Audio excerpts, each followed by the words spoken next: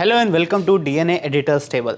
आज हम लोकसभा चुनाव 2024 के जो पिछले 6 चरण बीत गए हैं, इससे यूपी की पॉलिटिक्स पर अभी कितना ज़्यादा असर पड़ा है, कौन सी पार्टी वहां पर अपनी पैठ जमाने में कामयाब रही है, ये जानने की कोशिश करते हैं। तो इसके लिए हमारे साथ मौजूद हैं डीएनए के एडिटर तनवीर आज़म जी।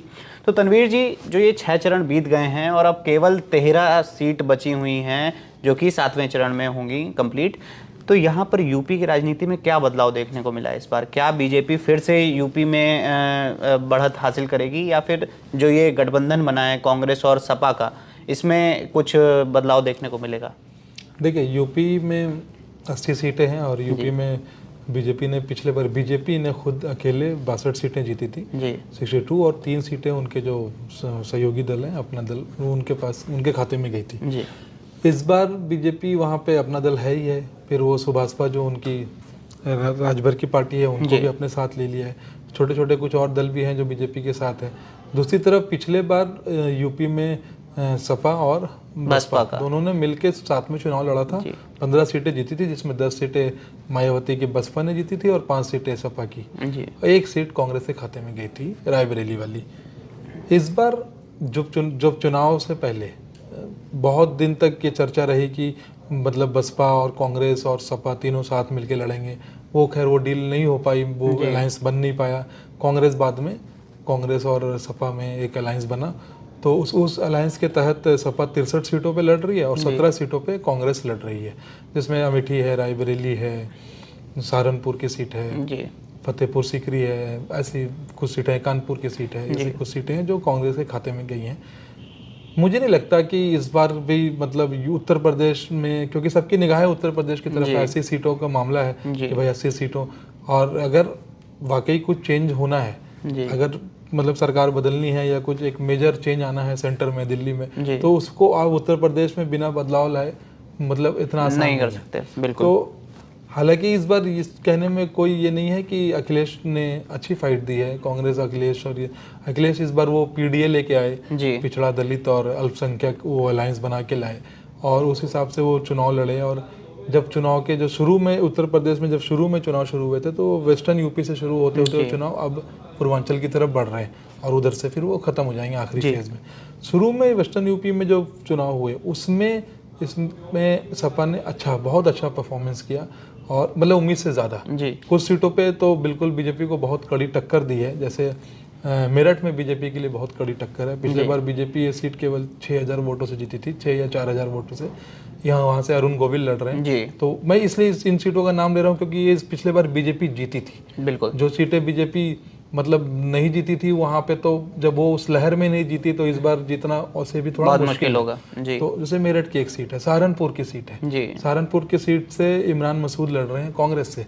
फाइट बहुत टाइट है जी, मतलब कुछ 10-20-25 हज़ार वोटों के अंतर से ही इधर उधर होगा मामला, उससे ज़्यादा मुझे नहीं लगता। फतेहपुर सीकरी से जो कांग्रेस के कैंडिडेट हैं, बहुत उनको मतलब जनता की तरफ से उनको फुल प्यार मिला है जी। रैलीज में भी उनके लोगों ने, वो एक सैनिक रिटायर्ड हैं और बहुत सिंपल लाइफ जीते हैं, और मतलब उनका कोई वो नहीं है कि बड़ा तामझाम है, तो जनता को शायद वो थोड़ा पसंद आ रहा है। लेकिन यूपी के अंदर जो एक तो मोदी फैक्टर है ही है, प्लस वो जब योगी फैक्टर के साथ कंबाइन कर जाता है तो वो एक विनिंग कॉम्बिनेशन है मेरे हिसाब से।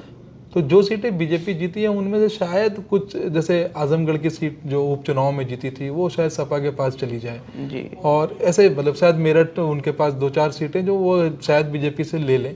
अदरवाइज मुझे नहीं लगता कि बीजेपी 58-60 से कम सीटें अपने दम पे जीतेगी। बीजेपी की स्थिति मोर और लेस सेम है। तो आपको क्या लगता है कि जो सपा और कांग्रेस का जो गठबंधन है, इनके साथ आने से कोई फायदा होगा क्या?